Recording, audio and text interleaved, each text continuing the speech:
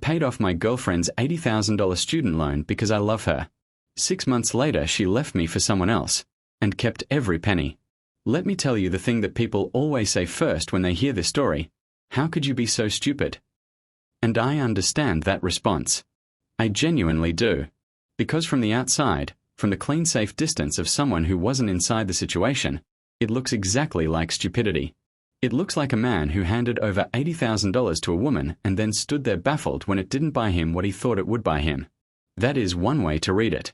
Here is another way: a man who loved someone fully and honestly, who made a decision from that love that he believed was right at the time it was made, and who then had to live with the consequence of that decision when the person he made it for turned out to be someone other than who he thought she was. Both readings are true.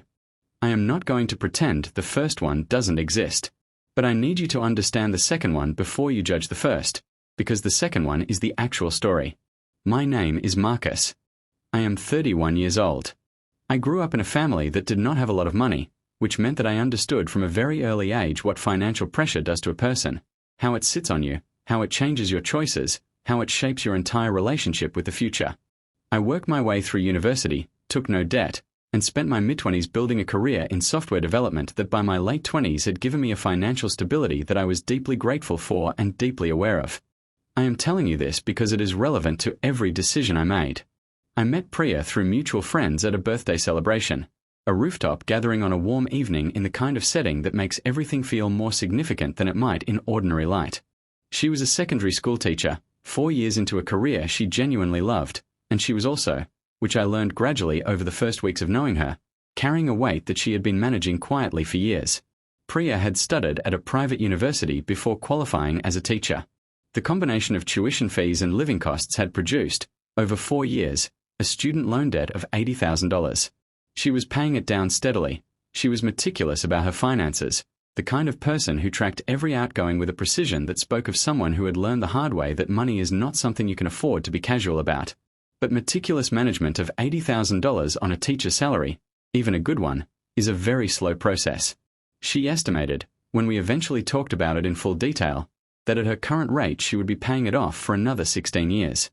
I want to describe the effect this debt had on Priya, because I think it's important to understand what I was watching over the first year of our relationship. It was not dramatic. She did not talk about it constantly. But it was there, in the small hesitations before she agreed to something that cost money, in the particular tension that appeared occasionally around her eyes when she was looking at numbers, in the way she talked about the future with a slight undercurrent of qualification, as though the best things she imagined were being experienced through glass. The debt was not her identity, but it was a weight, and weights change how a person moves.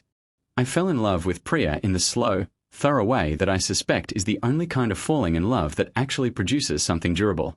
Not at first sight, over months. Over coffees and dinners and long conversations about things that mattered, over disagreements that we navigated honestly and recoveries that we made with grace, over the accumulating understanding of another person that is the actual substance of love rather than its first impression. By month 8, I understood that I wanted to build something permanent with this woman. I understood it with the specific certainty that I reserve for conclusions that are worth holding. The thought arrived at month 10, which I know sounds calculated but was not. It arrived the way certain thoughts arrive, not as a plan but as a recognition. I was at my desk on a Saturday morning, reviewing my financial situation as I regularly do, and I was looking at my savings figure and thinking about the future I wanted and the person I wanted it with, and the thought arrived: I could pay off her loan. Not as a grand gesture. Not as a transaction. As an act of love that would have a concrete and lasting effect on the quality of her life and therefore on the quality of our shared future. She would be free of 16 years of obligation. The tension would be gone.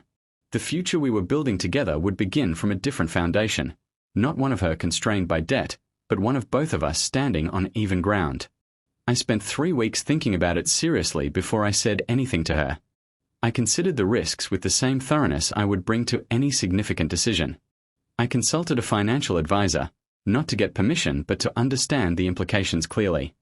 I was not under any illusion that money and love are the same thing. I had grown up understanding exactly how different they are. But I also understood that removing a constraint on someone you love is an act of love. It is not a purchase. It is not a transaction. It is a choice made from abundance on behalf of someone you are choosing to build a life with. The thought arrived at month 10, which I know sounds calculated but was not. It arrived the way certain thoughts arrive, not as a plan but as a recognition. I was at my desk on a Saturday morning, reviewing my financial situation as I regularly do, and I was looking at my savings figure and thinking about the future I wanted and the person I wanted it with, and the thought arrived, I could pay off her loan. Not as a grand gesture. Not as a transaction. As an act of love that would have a concrete and lasting effect on the quality of her life and therefore on the quality of our shared future. She would be free of 16 years of obligation. The tension would be gone. The future we were building together would begin from a different foundation, not one of her constrained by debt, but one of both of us standing on even ground. I spent 3 weeks thinking about it seriously before I said anything to her. I considered the risks with the same thoroughness I would bring to any significant decision. I consulted a financial advisor, not to get permission but to understand the implications clearly. I was not under any illusion that money and love are the same thing. I had grown up understanding exactly how different they are. But I also understood that removing a constraint on someone you love is an act of love. It is not a purchase. It is not a transaction. It is a choice made from abundance on behalf of someone you are choosing to build a life with. I told Priya on a Sunday afternoon, at the kitchen table in her flat, with 2 cups of tea and nothing else staged about it. I said, I've been thinking about something and I want to talk to you about it. I want to pay off your student loan. She looked at me for a long time. Then she said, Marcus. Just my name.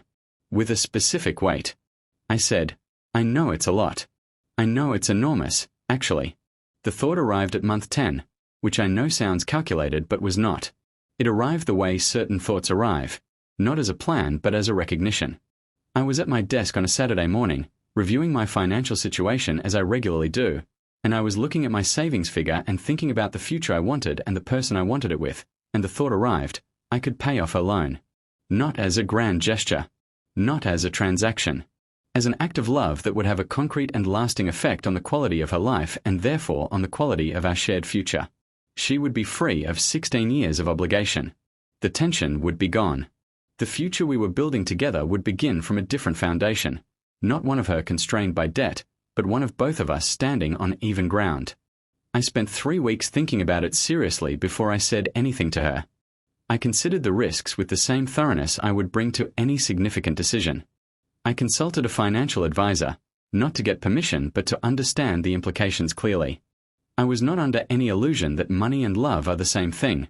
I had grown up understanding exactly how different they are.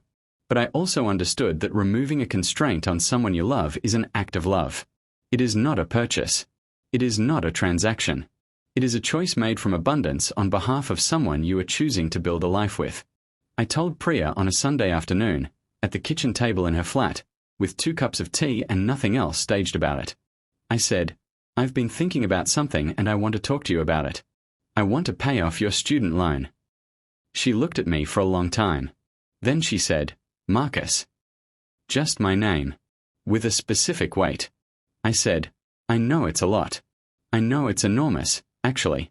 I'm not doing it to make a point or two. I'm doing it because I love you and because watching you carry something I could actually remove feels wrong when I look at us and where we are going. She said, what are we getting from this? I said, each other. Without a 16-year mortgage on your income. She started crying. I took that as a yes. The payment was made through the loan servicer directly. $80,000. Transferred on a Wednesday morning. I texted Priya when it was done. It's done. She replied, I cannot believe you. I love you more than I know how to say. I put the phone in my pocket and went back to work. The months following were some of the most genuinely happy of my adult life, and I want to say that honestly rather than in the way people say it retrospectively to make a betrayal more dramatic. They were good months. Priya was lighter in a way that was visible and specific. The small hesitations before agreeing to things were mostly gone. The tension around the eyes had eased. The future she talked about had lost its qualification. She was the same person she had always been, but with a particular weight removed, and the difference was measurable. We talked about moving in together. We had the first serious conversations about what we both actually envisioned for the long term. Children, where we wanted to live, the shape of a shared life. She was clear and warm and present in these conversations in a way that I found deeply reassuring. I felt, in those 6 months, that the decision I had made was one of the best I had ever made. Not because of the money, because of what the money had done to the person I loved and to the future we were building. I noticed the change beginning around month 4. Not dramatically, the way I have described before, at a degree at a time, the slow cooling that is easier to explain in retrospect than to name in real time. She was slightly less available, slightly more preoccupied. The future conversations became slightly less frequent and slightly less specific. She started going out with friends more often, which was fine, which is always fine, but there was a quality to the evenings that produced a low-level unease I kept talking myself out of. She mentioned a name I didn't know, someone from a departmental professional development program, a secondary school curriculum advisor named Tom. Once, then again, then again. I absorbed it. I reframed it. I trusted. She ended it at month 6. Not in a fight. There was no fight. On a Saturday morning, at her kitchen table, the same table where I had told her about the loan, where she had started crying, where she had said she loved me more than she knew how to say. She said, "I need to talk to you." I said, "Okay." She said, "I've been thinking, really honestly, about where I am and what I want, and I've come to understand that this isn't the right relationship for me. Not because of anything you've done, but because I've changed, and what I want has changed, and staying in this relationship would be dishonest." I looked at her for a long time. The particular long look of someone processing several things simultaneously. Then I said, "Is there someone else?" She said, "That's not really." I said, "Is there someone else?" A pause. Then, "I've been spending time with someone who has helped me understand some things about what I want." "I haven't, it hasn't been," I said, "Tom." She said, "Marcus." I said, "Tom from the professional development program." She said, "I'm sorry." I said, "I know you are." A silence. Then I said, "The $80,000. She said, "Please don't." I said, "I'm not making it a condition. I'm not threatening anything. I just want to name it. I paid off $80,000 of your debt 6 months ago, and now you're telling me you're leaving." She said, "Money and love are separate." I said, "I know they are. I made that payment from love, not as a purchase. But I need you to sit with the weight of what you're doing right now." She was quiet. I stood up.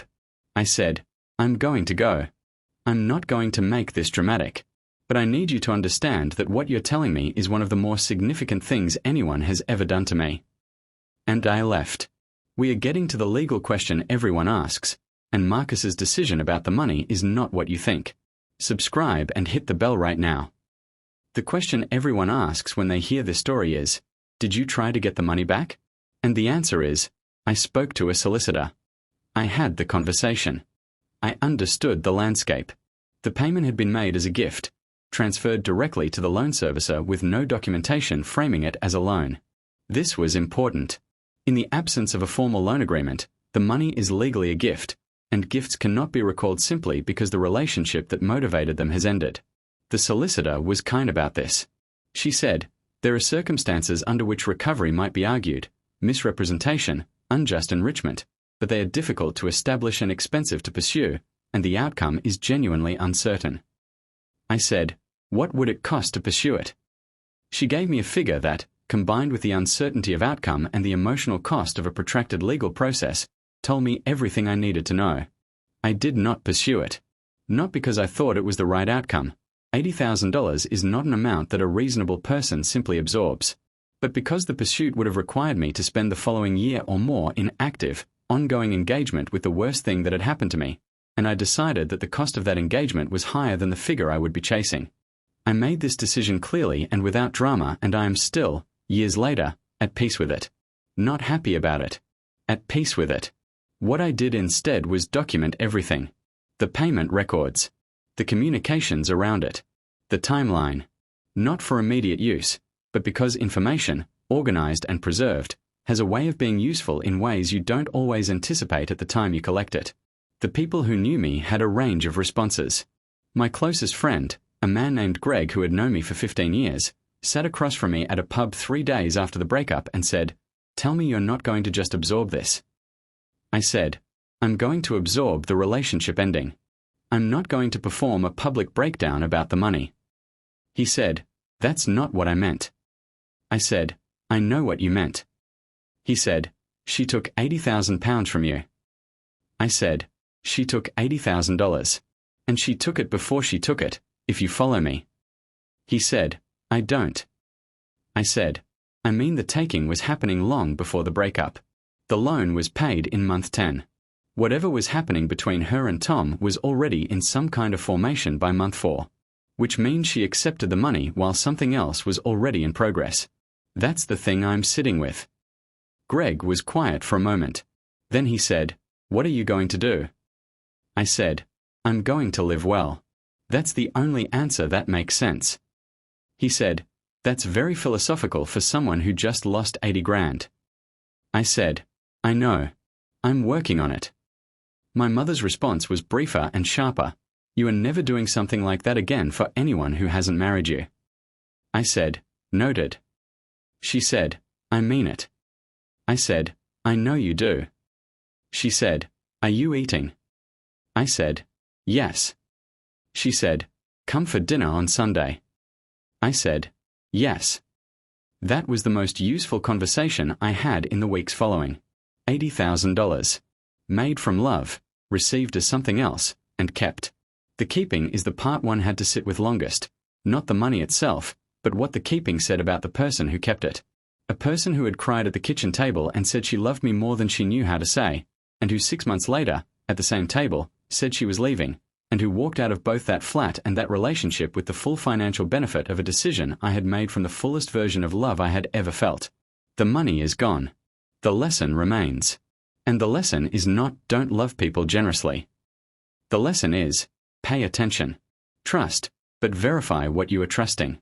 Extend your capacity for belief carefully, and to people who have demonstrated, over time and in difficult moments, that they will honor what you extend to them. Love is not a transaction. But it is not blind, either. The best love sees clearly. I see clearly now. Leave a comment below. Have you ever done something significant for someone who didn't deserve it? Tell me your story. And subscribe, because next week is going to be one you will not stop thinking about. Subscribe before the legal question. Marcus's answer about the money is not what anyone expects. Hit that bell icon right now.